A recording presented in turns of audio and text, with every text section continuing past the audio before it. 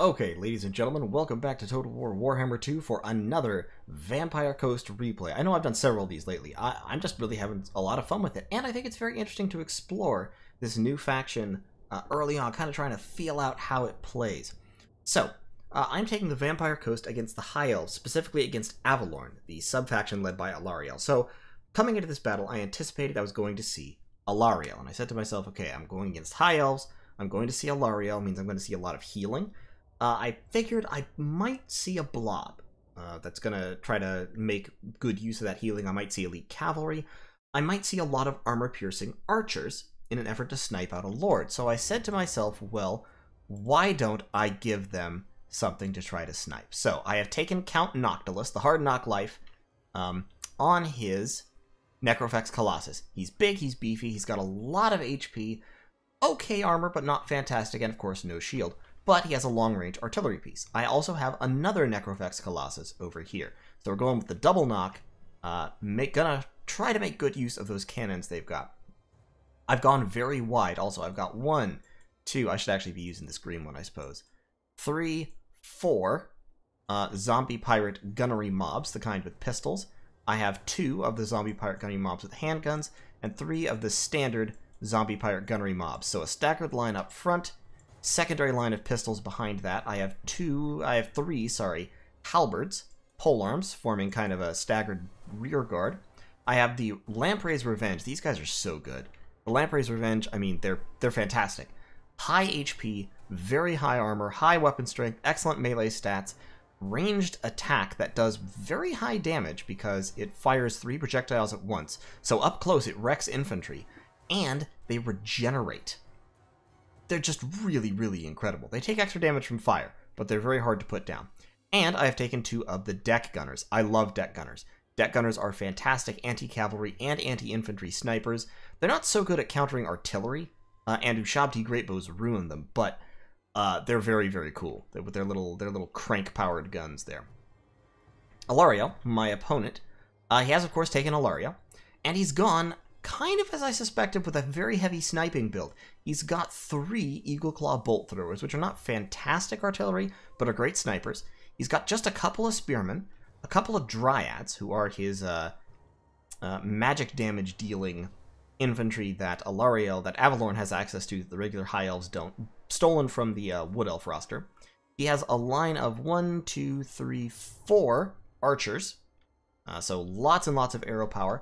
And he has the Fireborn, the Dragon Prince's ROR, which has immense fire resistance plus decent physical resistance, and of course martial mastery, and just very high stats across the board.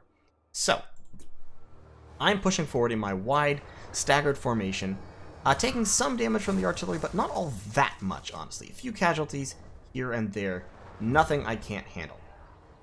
One of my zombie pirate gunnery mob with handguns is the Black Spot, so they have the armor-piercing and bonus versus large, because they have effectively halberds. He's also got, and this is a big part of Alariel's strategy that I almost forgot to mention here, he's also got 2 nobles on chariots. So the nobles on chariots have a bonus versus infantry, high armor-piercing damage. If I had taken a lord on foot, these guys could be able to hunt him very effectively. Since I took Count Noctilus, less effective, but they can still move very quickly and do a lot of damage. So now you can see all of the Eagle Claw bolt throwers are firing at Noctilus, and they're going to rack up damage really, really fast on him. You can see he's taking a lot of work. He's firing his own cannons in response, gets a hit there, does a little bit of damage, nothing too impressive, but up here you can see we actually missed the first shot. But the, my other Necrofex Colossus is doing tremendous work against the Fireborn. They're already down about a quarter of their HP. The nobles are starting to swing it along the sides. I'm pushing Count Noctilus out front.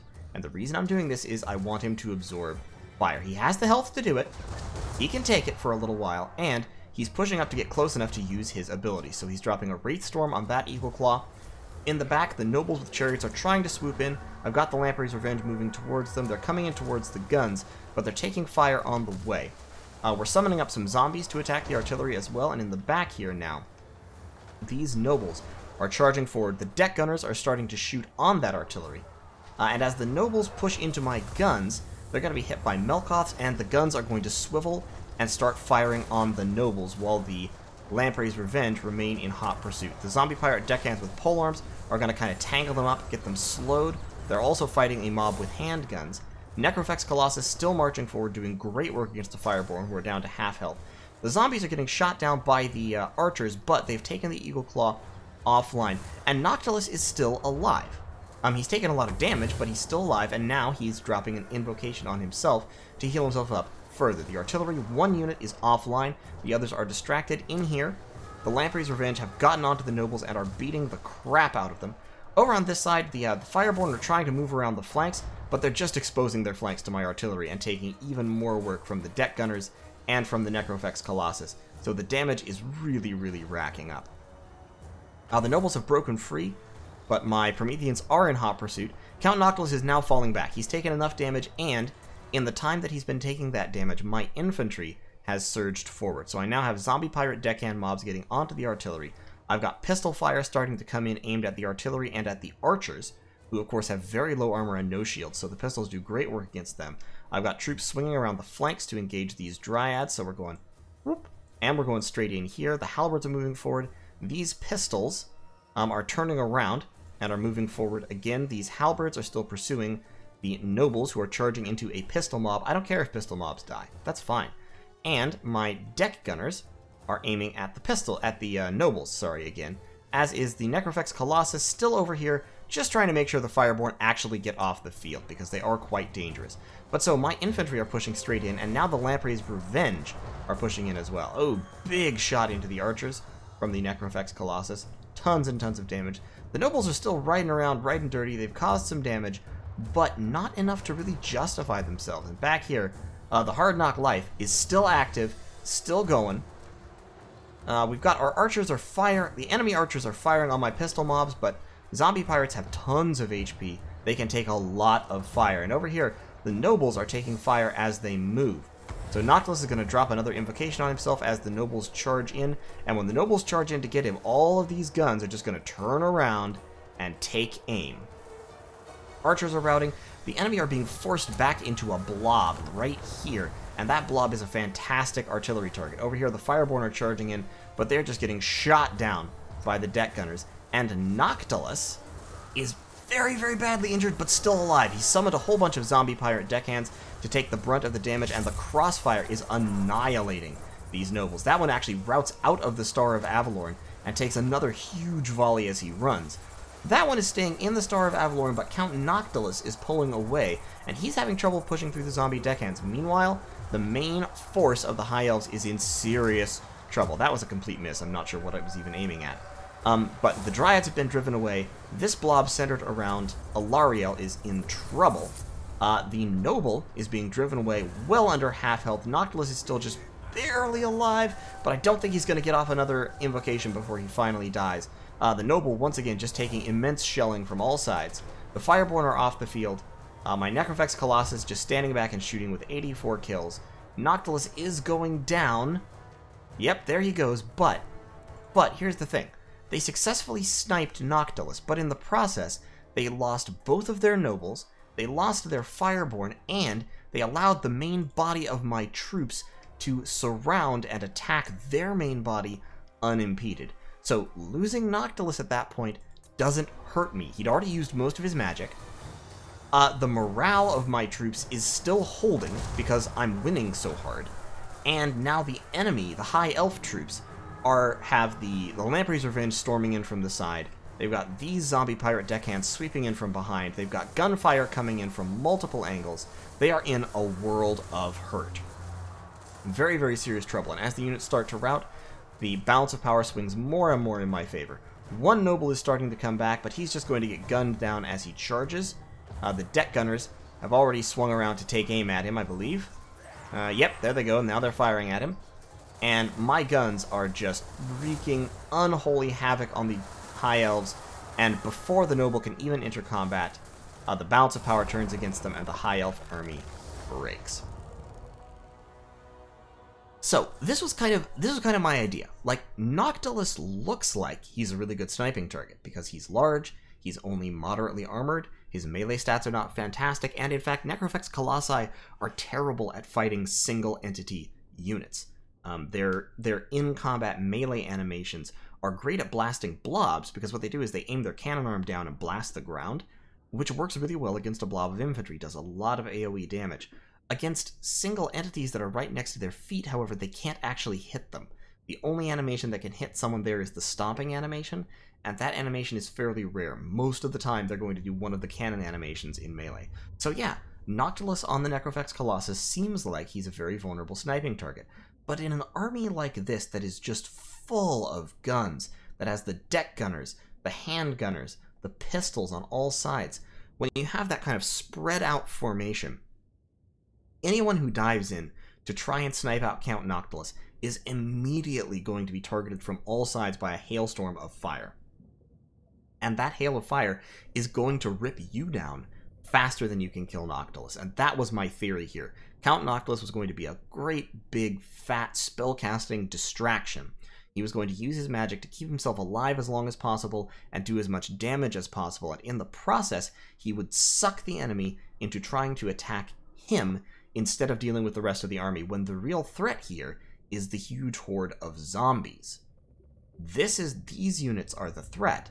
Noctilus is the distraction. And you can see Noctilus got quite a few kills just by casting his spells.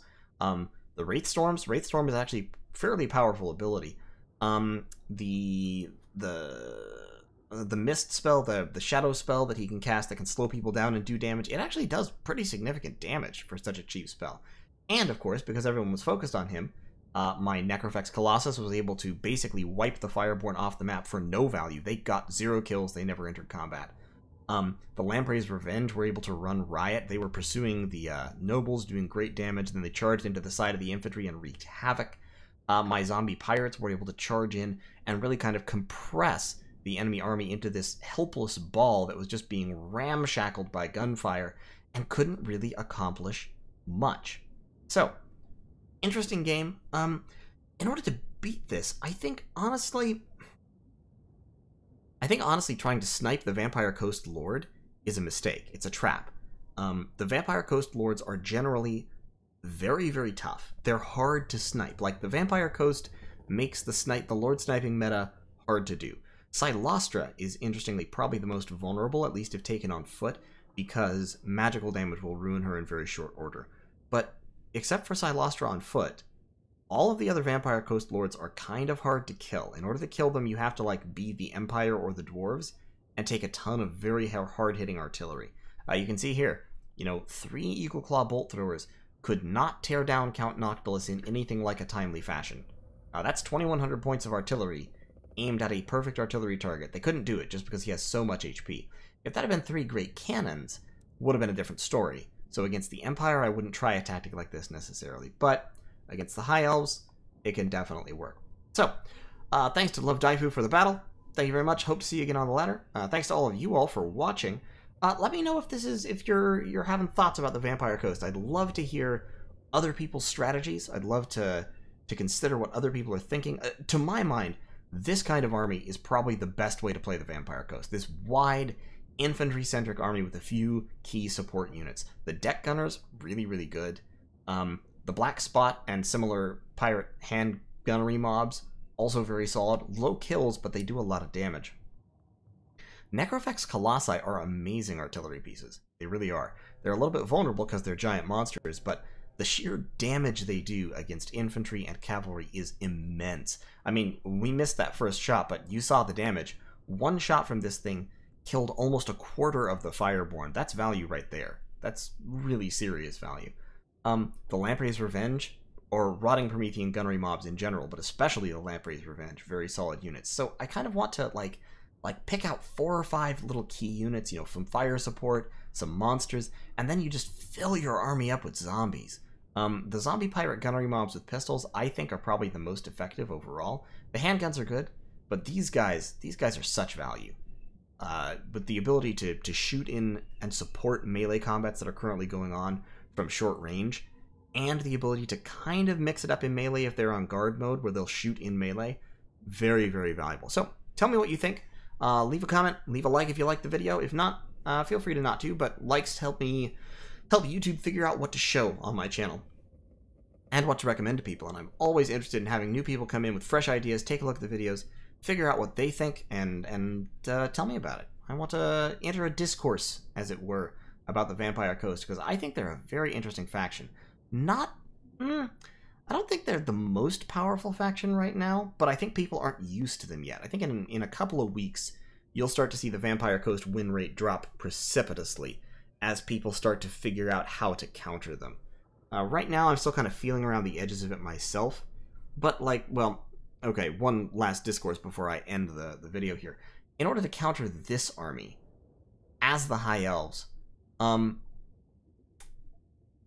for one thing, I think you need to spam infantry. You like High Elf Spearmen. High Elf Spearmen are really good against the coast because they have shields and they have high melee defense. So they charge into combat with zombies. They don't take damage from the guns, hardly at all, because they have silver shields. And then they ruin zombies in melee. Zombies just get absolutely cut apart by spearmen. So if you had like 8 spearmen, Alariel, or 6 or 8 spearmen, Alariel, several archers, and then just cut the artillery entirely and take a couple of Illyrian Reavers for flanking duty, because you don't need Dragon Princes or the Fireborn to kill deck gunners, and you don't need them to kill zombie handgunners. The Fireborn just aren't necessary in this matchup, and they're really expensive, and they die just as easily as any other cavalry against, say, Necrofex Colossi. So what I'm thinking is, against an army like this, you want to basically ruin all the zombies, take care of the fire support, and then let the monsters for last to be kind of swarmed down from all sides.